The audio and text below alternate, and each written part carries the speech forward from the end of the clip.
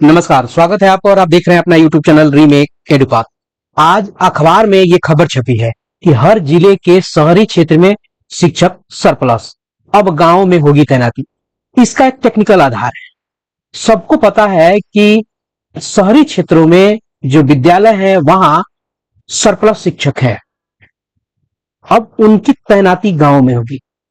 इसका निर्धारण जब होगा, जब वरीयता का निर्धारण होगा, जैसे वरीयता के निर्धारण में मान के चलते हैं कि मसलन एक विद्यालय है, वहां कई तरह के शिक्षक अप्लाई करते हैं, वहां आप भी अप्लाई करते हैं, आप शहर के रहने वाले। तो जब पदस्थापन स्थल के अंक का निर्धारण होगा वहां आप कमजोर पड़ेंगे। क्यों? क्योंकि जब भी वरीयता के अंक का निर्धारण होगा तो पदस्थापन स्थल को उसमें महत्व दिया जाएगा। तो कैसे होगा पदस्थापन स्थल के अंक का निर्धारण, इस वीडियो के माध्यम से हम बताएंगे कि कैसे, यदि आप शहरी क्षेत्र में हैं तो आपकी विद्यालय के चुनने में जो आपकी उम्मीदवारी है वो कैसे कमजोर पड़ रही है, कि आपको कैसे और देहात के क्षेत्र में जाना पड़ सकता है। तो इस वीडियो के माध्यम से हम आपको बताने जा रहे हैं। तो चलिए वीडियो को शुरू करते हैं। और वीडियो को शुरू करने से पहले आपसे आग्रह करेंगे, पहली बार चैनल पे है तो चैनल को सब्सक्राइब कीजिए, कंटेंट पसंद आता है तो लाइक शेयर जरूर करें। जब ट्रांसफर की नियमावली लाई गई तो उसमें अनुलग्नक 1 के माध्यम से आपको अंक आधारित वरीयता प्रणाली बनाई गई, यानी सबको अंक का निर्धारण किया जाएगा और उसके आधार पर उनका ट्रांसफर होगा। तो अभी जब सरप्लस शिक्षक हो रहे हैं, उनके अंकों का निर्धारण कैसे होगा, इसमें विद्यालय श्रेणी का निर्धारण कैसे होगा। सबसे बड़ी बात है कि पदस्थापन स्थल का अंक कैसे निर्धारण होगा, आपका विद्यालय किस श्रेणी में आता है, आपको कितने नंबर मिलेंगे, इसको जरा देखना है। तो आइए देखते हैं और क्या है कि पढ़ते हैं। यह अनुलग्नक इस नियमावली के अधीन स्थानांतरण पदस्थापन के ऐसे सभी मामलों में लागू होगा जहां एक से अधिक पात्र शिक्षकों के मध्य वरीयता अथवा प्राथमिकता का निर्धारण किया जाना आवश्यक है। मान लीजिए कि किसी विद्यालय में आपने अप्लाई किया, वहां कई लोग अप्लाई कर दिए, तो वहां वरीयता आप किसको मिलेगी, वहां शहरी क्षेत्र वाले कमजोर पड़ेंगे। कैसे, इसको आगे बताते हैं, आगे पढ़ते हैं।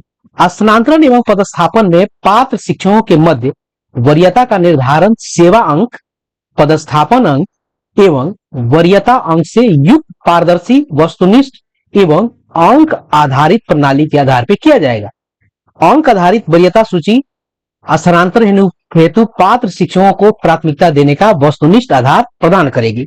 अब आके देखते हैं कि ये अंक आधारित प्रणाली बनाने का फॉर्मूला क्या है। ये है आपके सामने फॉर्मूला, 1 नंबर में है और यहां कहा गया है, बताया गया है कि स्थानांतरण हेतु अंक की गणना निम्नलिखित रूप में की जाएगी। यानी स्थानांतरण अंक कितना होगा, पदस्थापन स्थल अंक, सेवा अंक, वरीयता अंक।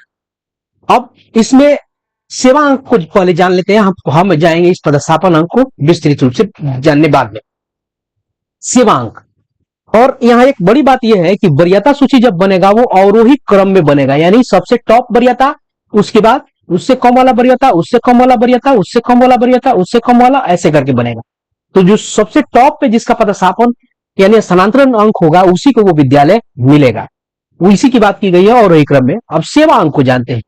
संबंधित शैक्षणिक वर्ष 31 मार्च तक, मान लीजिए इस साल होना है तो 2026 से 31 मार्च तक जितनी सेवा हुई है, यानी सेवा के प्रत्येक पूर्ण शैक्षणिक वर्ष के लिए 1 अंक दिया जाएगा। मान लीजिए कि आपने 10 वर्ष सेवा दिया है तो आपको 10 अंक मिल रहा है, आपने 15 वर्ष सेवा दिया है आपको 15 अंक मिल रहा है, 6 वर्ष दिया है आपको 6 वर्ष 6 अंक मिलेंगे। ये हो गया आपको सेवा अंक का निर्धारण। अब बड़ी बात निकल के आती है वरीयता अंक में, तो वरीयता अंक को भी हम थोड़ा देख लेते हैं और उसके बाद हम पदस्थापन अंक। वरीयता अंक जो है ये निर्धारण है उसका कैसे, व्यक्तिगत, चिकित्सीय, सामाजिक परिस्थितियों के कारण विशेष विचार की आवश्यकता वाले शिक्षकों को वरीयता अंक प्रदान किया जाएगा। यानी जो विशेष शिक्षक है, जो आपको मेडिकल ग्राउंड पे जा रहे हैं, सामाजिक परिस्थितियों के आधार पर जा रहे हैं, उनको ये वरीयता अंक दिया जाएगा। तो वरीयता अंक सबको नहीं मिल पाएगा, कुछ विशेष परिस्थितियों में मिलता है, तो 2 ही अंक ज्यादा आपको यहाँ है, एक सेवा अंक है और विद्यालय पदस्थापन अंक है। वरीयता अंक में वरीयता की श्रेणी बताई गई है, सारी बीमारियों का नाम दिया है, कौन सी बीमारी पे आपको कितना मिलता है, स्वयं को है तो, पति को है तो कितना मिलेगा, पत्नी को है तो कितना मिलेगा, 18 वर्ष से कम आयु संतान को है तो कितना मिलेगा, ये बीमारी से संबंधित है। हम लोग चूंकि इसमें विधवा दिव्यांगता को लेकर है, राष्ट्रीय शिक्षक पुरस्कार को लेकर है, राजकीय शिक्षक पुरस्कार के लेकर है, ये बाद का विषय है। यहाँ जो सामान्य लोगों का निर्धारण होगा वो दो चीजों से होगा, एक तो होगा सेवा अंक से और दूसरा होगा पदस्थापन स्थल अंक से। यही बड़ी बात निकल के आ रही है, इसको जानते हैं। संबंधित विद्यालय श्रेणी में सेवा के वर्षों के आधार पर पदस्थापन स्थल अंक निम्नवत दिए जाएंगे। अब देखिए यहाँ विद्यालय की श्रेणी, श्रेणी 1, श्रेणी 2, श्रेणी 3 और श्रेणी 4। अब विद्यालय की श्रेणी 1 जो है, जो एक श्रेणी का विद्यालय है उसको 1 अंक मिलेगा, जो 2 श्रेणी का विद्यालय है उसको 2 अंक मिलेगा, 3 को 3 अंक मिलेगा, 4 को 5 अंक मिलेगा। अब ध्यान देने की जरूरत है कि आपका विद्यालय कौन से श्रेणी में है।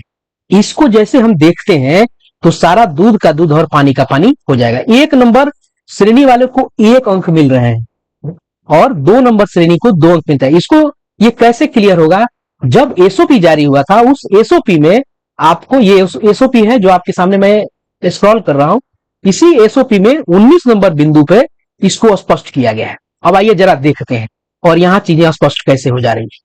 अब देखिए 19 नंबर बिंदु यहां है कि श्रेणी आधारित अंक निर्धारण के उद्देश्य से मकान किराया भत्ता के आधार पर विद्यालयों की 4 श्रेणी, जो आपको मैंने बताया 4 श्रेणी, जो अभी आपको मैं फिर से दिखाता हूं वो श्रेणी, यहाँ 4 श्रेणी की बात हुई है। देखिए 4 श्रेणी है, आपको दिख रहा है यहाँ 4 श्रेणी, ये 4 श्रेणी आपको दिख रहा है।